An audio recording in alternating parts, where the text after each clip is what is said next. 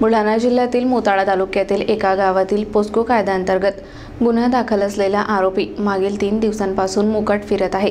तसेच त्याला बोराखेडे पोलिसांचे अभय असल्याचा आरोप महिलांनी केला आहे। त्याला तात्काळ अटक करण्यात यावी या मागणीसाठी 24 फेब्रुवारी रोजी जिल्हा पोलीस अधीक्षक कार्यालयात नागरिकांनी मोर्चा काढला। 21 फेब्रुवारी रोजी तालुक्यात एका अल्पवयीन मुलीचा विनयभंग झाल्याची घटना घडली होती। या प्रकरणी बोराखेडे पोलीस ठाण्यात तक्रार दाखल करण्यात आली होती। पोस्को कायद्यासह विविध कलमान्वये गुन्हा दाखल झाल्यानंतरही आरोपी अद्याप मुकाट फिरत आहे। उलट तक्रारकर्त्यांच्या नातेवाईकांवरच छेडछाडीचा गुन्हा दाखल करण्यात आल्याचा आरोप करण्यात येत आहे। या पार्श्वभूमीवर पोस्कोतील आरोपीला अटक करण्यात यावी तसेच गावात भयमुक्त वातावरण निर्माण करावे या मागणीसाठी मोर्चा काढण्यात आला। मुलगी तिच्या इतकी तिच्यावर जर अत्याचार होते आम्ही काय करावं? आमचं काय? कारण आम्ही तर छोटेच आहोत ना। ठीक आहे, मी समजदार आहे, ते म्हणतात की तुम्ही नंबरवर फोन करा, हे करा।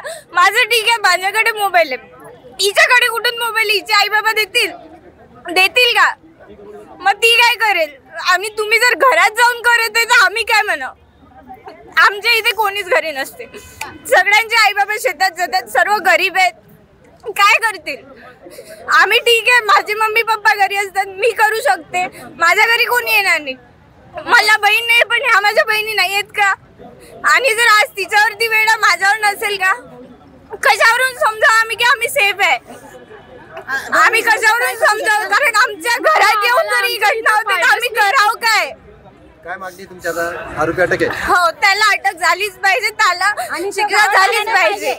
आम्हाला शोधलं पाहिजे की आमच्या सोबत परत घडलं नाही पाहिजे असं, कारण छोटी गोष्ट नाहीये। आम्ही लहान नाही नव्हतो तर आम्हाला त्याच्या घरामधून बघतो, वाईट नसेल तो आम्हाला कसा पण बघतो आमच्याकडे, तो आम्हाला पाहिजेच नाही, आमच्या वाड्यामध्ये पण नाही पाहिजे आणि गावामध्ये पण नाही पाहिजे।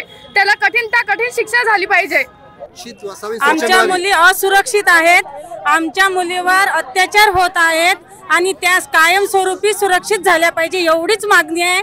आणि त्या आरोपीला कायमस्वरूपी शिक्षा घडली पाहिजे, बस एवढीच इच्छा आहे आमची। आमच्या मुली सुरक्षित राहिल्या पाहिजे आणि कायम झाल्या पाहिजेत ही सुरक्षा आमच्या गावाला यायला पाहिजे। तर त्या मुलीला आज ते का नाही आली सरपंच असल्यावर?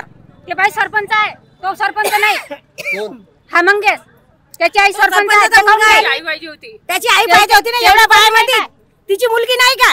एवढ्या बायाची मुलगी आहे, तिची नाही आहे, तिने यायला पाहिजे ती सरपंच बाईनं।